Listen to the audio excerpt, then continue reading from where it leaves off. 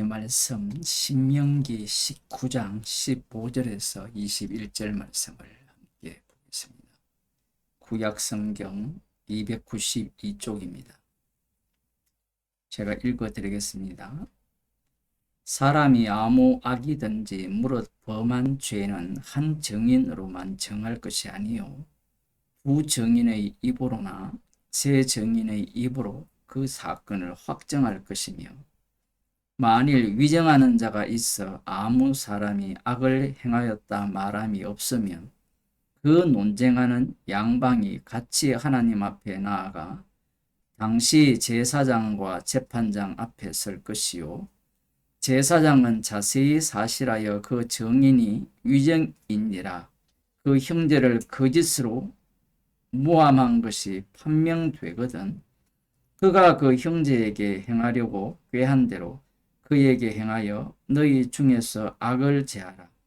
그리하면 그 남은 자들이 듣고 두려워하여 이후로부터는 이런 악을 너희 중에서 다시 행하지 아니하리라. 내 눈이 긍휼히 보지 말라. 생명은 생명으로, 눈은 눈으로, 이는 이로, 손은 손으로, 발은 발로니라. 아멘. 어떠한 범죄에 대해서 어떤 사람이 고소를 합니다. 그러면 현장에 있었지 않은 이상은 증인을 세우라고 하죠. 증인을 세울 때 한 증인을 세우지 말고 두세 증인을 세워라, 이렇게 말씀합니다. 왜냐하면 한 증인은, 우리도 그런 생각을 하잖아요. 편견이 있을 수 있으니까. 아니면 위정할 수도 있으니까. 두세 증인 정도로 사건에 대해서 확정을 하고, 논쟁하는 양쪽이 모두 재판장과 제사장 앞에 서서 자세한 그 상황을 말하라는 겁니다. 오늘 본문에서 주목해야 되는 것은 위정이에요. 위정. 요즘 조금 시끄러운 게, 세속을 떠난 사람들은 모르겠지만, 그 백종원 씨가 하는 연돈 볼카츠입니까? 그 언론에 대문짝만하게 자기들은 9배 이익을 남기면서 체인점들은 반토막이 났다, 이렇게 모든 언론이 그렇게 알렸죠. 오늘 백종원 씨가 그건 사실이 아니다 라고 이야기를 했어요. 초기에 가맹점 수가 300개 정도, 지금은 거의 4,000개 정도 되니까 11배 정도가 성장을 했으니까 매출이 오르는 것은 당연한데, 제가 지금 이 얘기를 하는 이유가 뭐냐면 이 거짓 증언이죠. 여기에서 백종원 씨가 이런 말을 했어요. 그 사람이 구독자가 100만이 넘어가니까, 나에게 만일에 이러한 유튜버가 없었다면 어디에서 하소연하느냐. 이걸 역으로 돌리면 권력입니다. 그러니까 언론이라는 권력이죠. 그 권력들이 사잡아서 거짓 증언을 해버리면 한순간에 망하는 거죠. 그러한 것들은 역사적으로 적지 않았습니다. 우리는 이 성경을 보면서 이스라엘이라는 나라는, 그 사회는 공평한 사회가 되어라고 하나님께서 율법을 주셨다라고 망상을 합니다. 많은 사람들이 이 말씀을 거꾸로 봐요. 이미 예수님께서 십자가에 달려 돌아가셨다는 것은 모든 사람이 율법 아래 가두어져 있고, 율법이 가입한 것은요, 그들의 죄를 드러내기 위함이에요. 오늘날도 목사님들 설교를 들어보면 이런 말씀을 보면서 계속해서 우리는 이렇게 하지 말아야 되고 정직하게 살아야 되라고 이야기를 해요. 그래서 위정하지 말아야 된다라고 이야기해요. 그런데 예수님은요, 인간 자체를 거짓말쟁이로 봅니다. 너희 아비가 마귀이기 때문에. 그러니 이 말씀을 통하여서 십자가 사건이 왜 일어날 수밖에 없는가를 보아야 돼요. 신명기 말씀은 사사시대로 넘어가면 소견에 옳은 대로 행하겠죠. 그 과정을 거치고 솔로몬 왕 시대로 접어들면 열왕기상 3장을 보겠습니다. 유명한 사건이죠. 솔로몬이 1000번제를 드린 이후에 하나님께서 무엇을 구하느냐라고 할 때 하나님의 백성을 판단할 지혜를 달라 이렇게 기도를 할 때 부와 함께 주셨죠. 그 이후에 일어난 사건이 창기 둘이 16절 이하에 나옵니다. 창기 둘이 사흘 간격으로, 요즘 애들은 또 사흘을 4일로 또 듣는 애들이 있어서 3일입니다. 사흘은. 사흘 간격으로 아들을 낳았는데, 뭐 아기를 이렇게 어릴 때, 아기 때, 갓난아기 때 키워본 사람들은 다 아시죠. 이렇게 옆에 두고 엄마가 몸부림 세게 치면 깔려 죽는 경우가 뭐 요즘은 뭐 따로 자니까 아니지만 한 창기의 아들이 깔려 죽었어요. 그러자 이 죽은 아들의 엄마가 옆에 있는 창기의 아들과 꼬치기 했어요. 사흘 같으면 차이가 많이 나잖아요. 쑥쑥 크니까. 그런데 싸우면 누가 이깁니까? 여러분도 싸워봤겠지만 싸우면 누가 이겨요? 독한 사람이 이겨요. 착한 사람이 이기는 게 아니라 악독한 사람이 이기게 돼 있어요. 그러니 이제 재판을 하게 되었는데 이 재판이 저 밑에 있는 재판관들이 다 있거든요. 그들이 해결을 못한 모양입니다.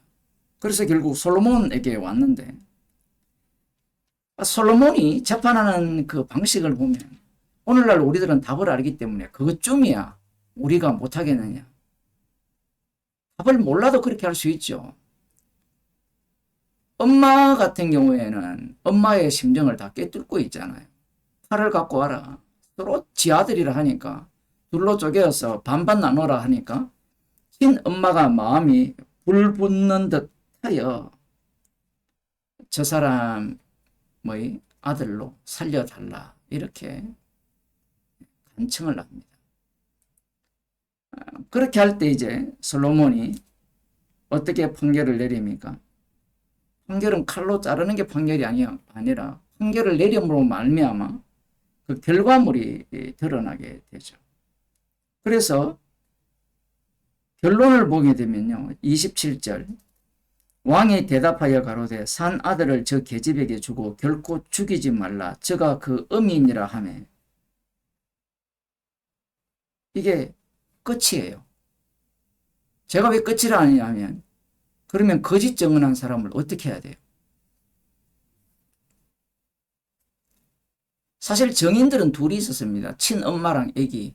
엄마는 자기 주장이고 두세 증인 때문에 여기까지 몰려온 거거든요. 한 증인 하면 서로 맞붙어 싸울 형편이고 여기에서 지혜가 나오죠. 지혜라는 것은 내 아들이야 내 아들이야 싸울 때 칼을 갖고 와 쪼개서 주겠다. 이게 사람들이 지혜라 생각해요. 진짜 지혜는 누구에게서 드러나는 거면 여인에게서 드러나요. 여인의 모습은 내 아들이 아니라는 겁니다. 자기 부정이에요. 솔로몬이 지혜를 구했잖아요. 왜 지혜를 구했습니까? 이스라엘의 왕이 내가 아니라는 겁니다. 그것이 아버지 다윗 왕이 보여준 다윗 언약의 본 모습이에요. 이것이 지혜입니다. 그런데 인간들은 뭘 지혜로 봅니까? 야, 진짜 엄마 찾아줬다. 그렇게 봐요.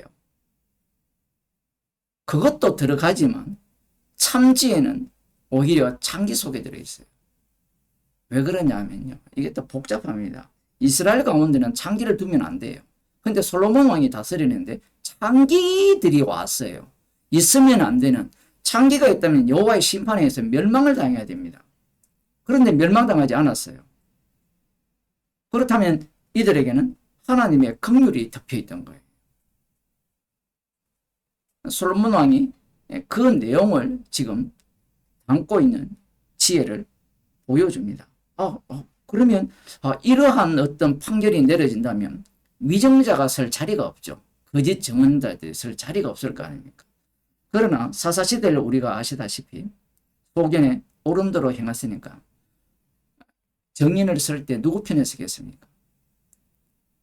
이쪽에 검사가 삼촌이고 이쪽이 삼성 장군이고 지금 뉴스에 나오잖아요.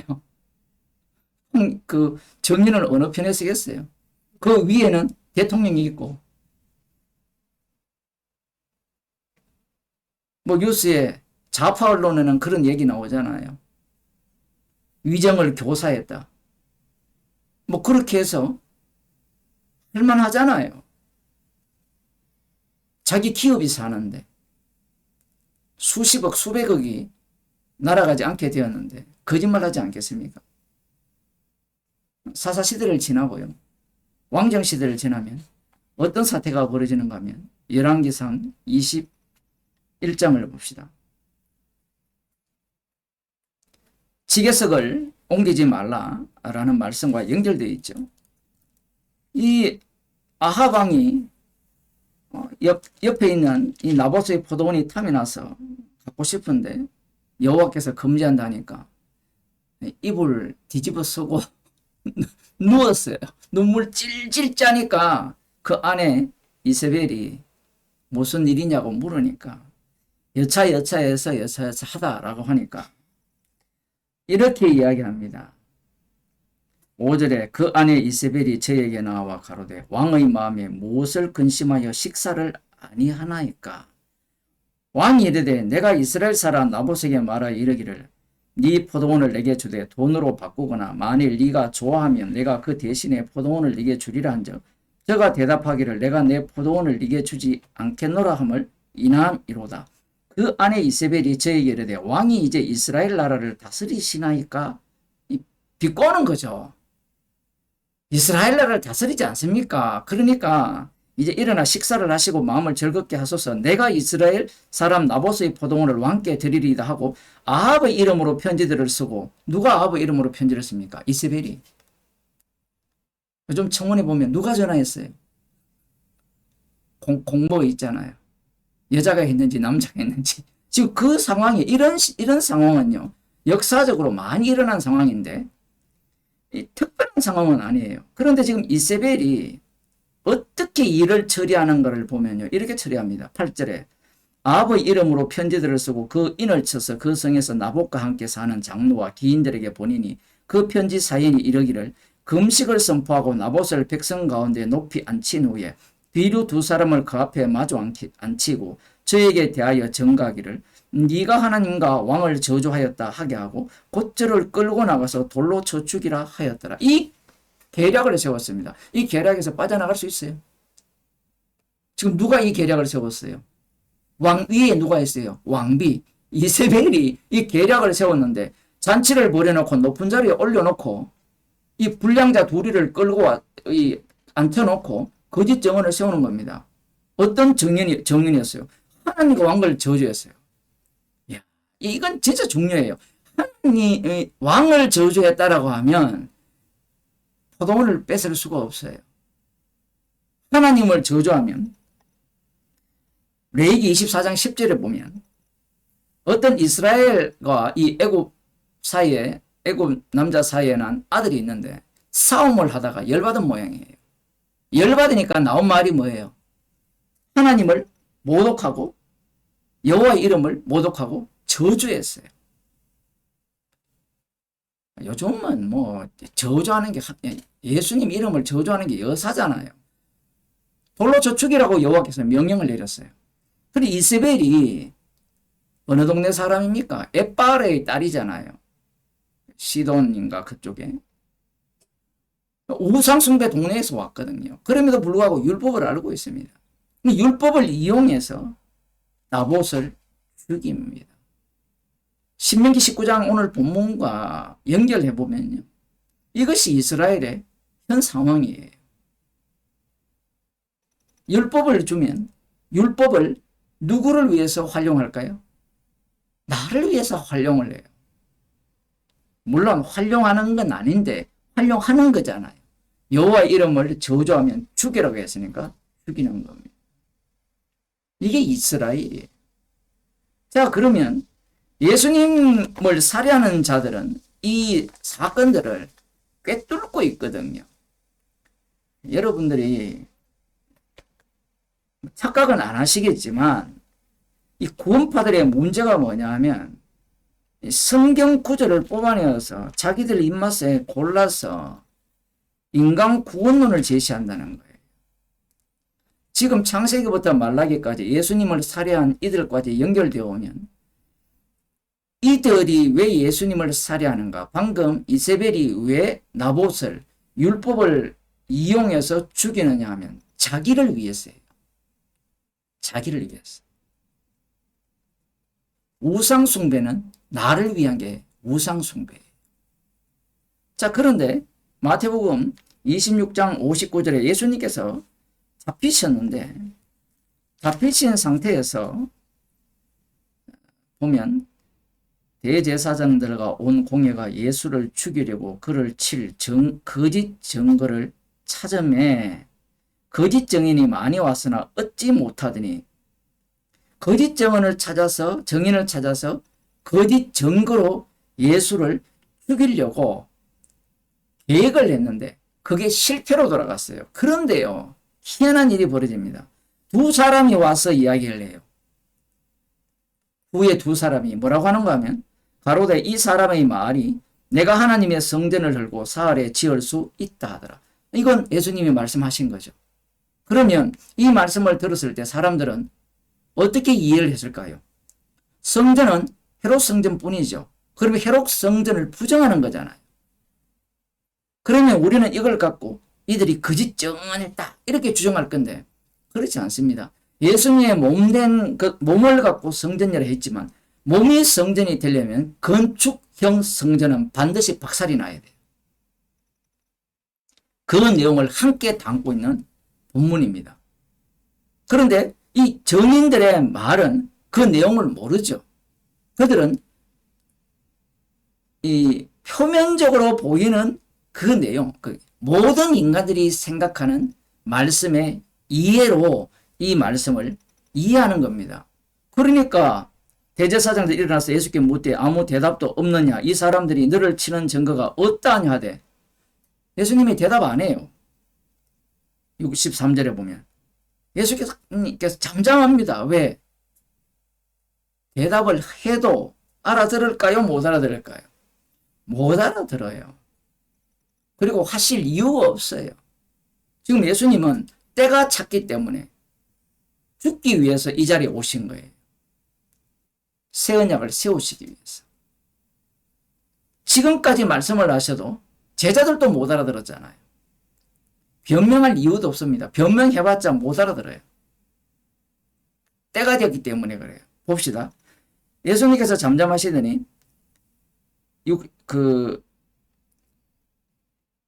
대제사장이 가로되 내가 너로 살아계신 하나님께 맹세하게 하노니 네가 하나님의 아들 그리스도인지 우리에게 말하라.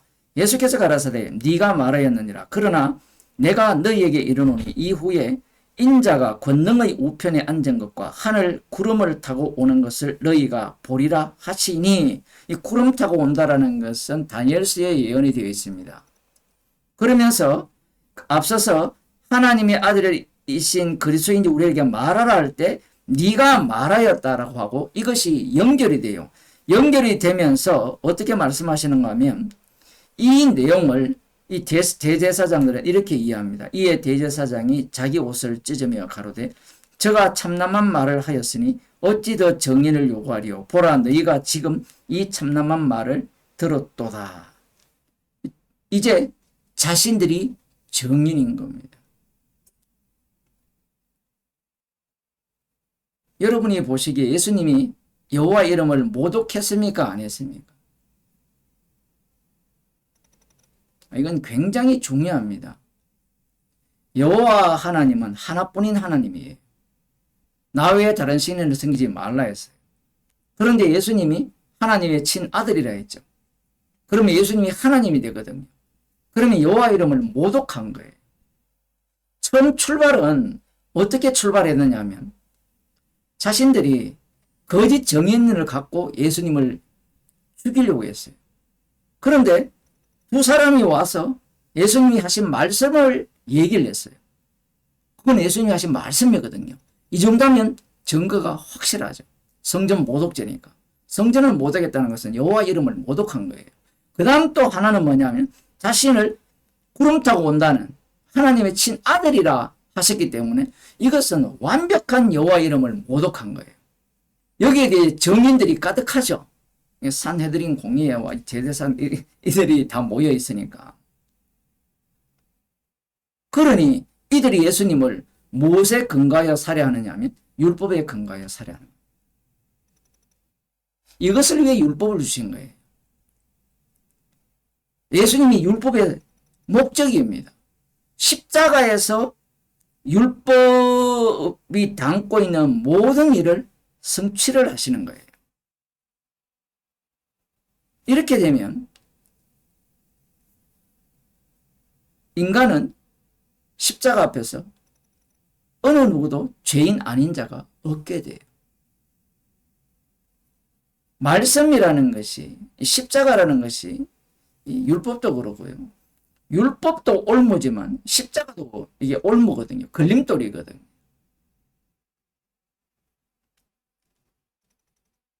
율법이라는 것이 그들이 나름대로 지키기 위해서 이제 예수님 당시에는 지켰기 때문에 하나님의 친아들을 죽이는 거예요. 이들은 신명기의 말씀이 십자가 지시는 예수님을 증거한다고 알지 못한 거예요. 이들은 그 일에 참여된 거예요. 놀랍게도 주님께서는 십자가에 달려 죽으시고 심판주가 되죠. 심판주 되신 예수님께서 자기의 피로 자기 백성을 새롭게 창조를 합니다. 그들을 두고 성도라고 하는 거예요. 그 성도는 성경을 보면서 이 땅에 살면서 십자가의 증인으로 살아가는 자들이에요. 그런데 오늘날 기독교는 십자가의 이 복음을 전하는 게 아니라 인간 구원론을 전하는 겁니다. 이렇게 말씀을 하셨으니까 이걸 믿으면 구원을 얻어요. 믿기만 하면 구원을 얻어요. 그것이 누구를 위한 구원입니까? 나를 위한 구원이죠. 성경은 십자가 지신 예수님을 증거하는 말씀입니다. 그래서 그들은 예수 믿고 구원을 얻고자 하는 그들은 우상 숭배자들이에요. 기도하겠습니다. 하나님 아버지, 율법이 예수 그리스도를 증거하고 율법의 목적이 십자가이기에 율법을 지키는 자들에 의해서 십자가에 못 박혀 죽으신 분을 아버지께서 하나님께서 주와 그리스도가 되게 하셨습니다. 저희들에게 성령을 주셨기에 이 모든 말씀을 우리 안에 담으시고 십자가 피만을 자랑할 수밖에 없는 우리의 인생을 주의 백성의 삶을 살아게 하심을 감사하는 주의 백성이 되게 하옵소서. 예수님 이름으로 기도드리옵나이다.